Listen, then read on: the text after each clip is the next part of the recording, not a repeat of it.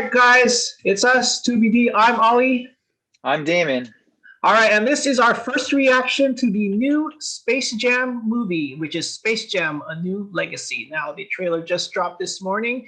Damon and I, we haven't seen this trailer. I mean, it literally just dropped a few minutes ago, and so we're gonna watch it together, and we're gonna get our first reactions. So here we go.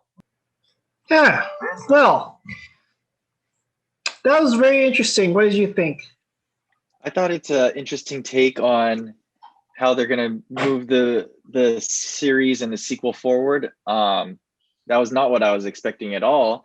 But I think it's interesting to see, going from Michael Jordan to LeBron, how they're trying to incorporate the Looney Tunes characters, and then also take it again, updating the technology and everything, and incorporating, the 3D animation, going from flat to 3D, and they're going real world, and then they're going 2D, and then they're going 3D, and just how they're trying to tie it all together in the trailer.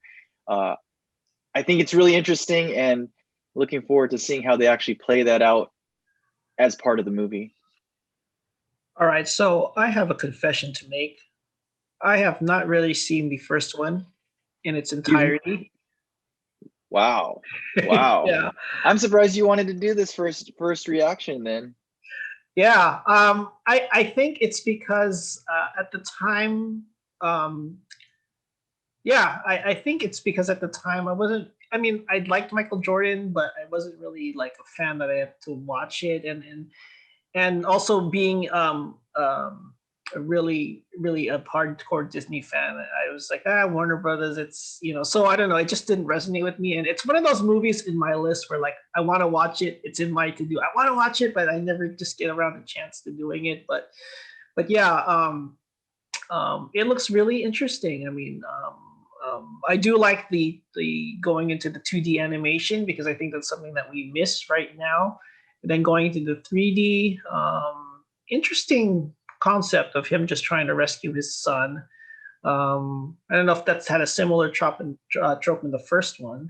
Um, No, in the first one, it was because uh, the main villain came in and he uh, wanted to enslave the Looney Tunes, and then the only way for them to have their freedom was to win in a competition. And the main bad guy, his army or his team was all these little tiny alien creatures.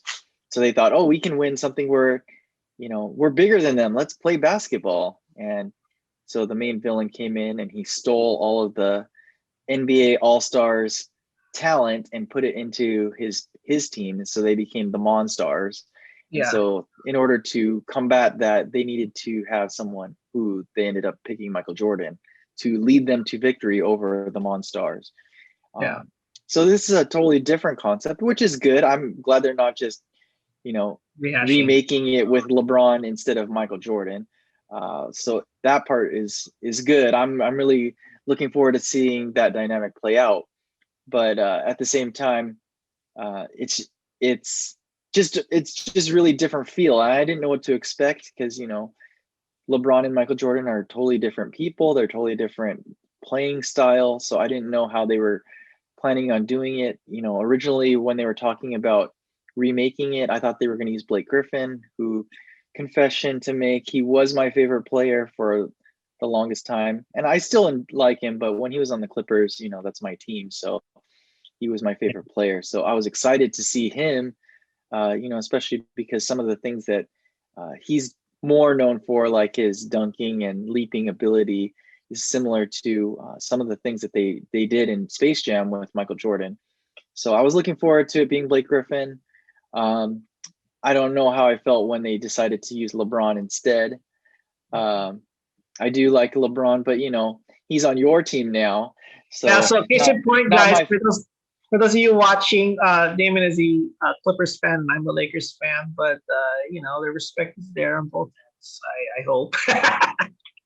But yeah, you were saying. Yeah, so um, now that LeBron is the lead character, actually one thing that I do think I would have preferred for the trailer and probably for the movie is if they actually used his own family. You know, it's weird to have him be he is LeBron, but they're not using his own family. I think I don't know, just it plays weird to me because they're trying to use him as LeBron. If he was playing a different person, then that might be different. But because he's supposed to be LeBron and he's supposed to be King James playing himself, like I think for me it would have been cool to see him interacting, like saving his actual son. But I know his sons are probably older than that, and I don't know Yeah. if they want to be actors or if he wants them to be in movies or anything like that. So, but Yeah. just because he's playing himself, and I mean, I don't think Michael Jordan used his own kids, but at that time, I don't think anyone knew who his kids are. And now with social media and everything, everyone knows who LeBron's family is.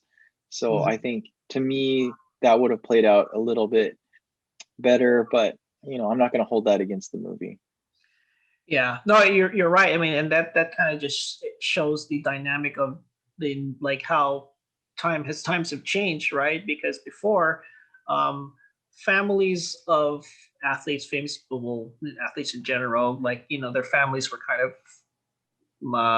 in the wayside. You don't really see about them, but with the advent of social media, they're up. They're more in the forefront now, and LeBron's family has been very much in social media. So you see that they're there, and you kind of know who they are. And so I think you kind of watch it with a lens and thinking like, oh, why is it not his real family? But yeah, to that degree, it's probably because they don't want to be in it or they're not acting in general. It's not like Will Smith and like Jaden Smith, like where that's a real father and son who act. So, it's for one reason or another. But yeah, I mean, the trailer was good. I mean, I do like the hand draw, it going to the drawing to the 3D, that kind of just goes with the times, bringing back the Warner brothers characters. And then, I can't deny that it looks like it's kind of a vibe of like Ready Player One.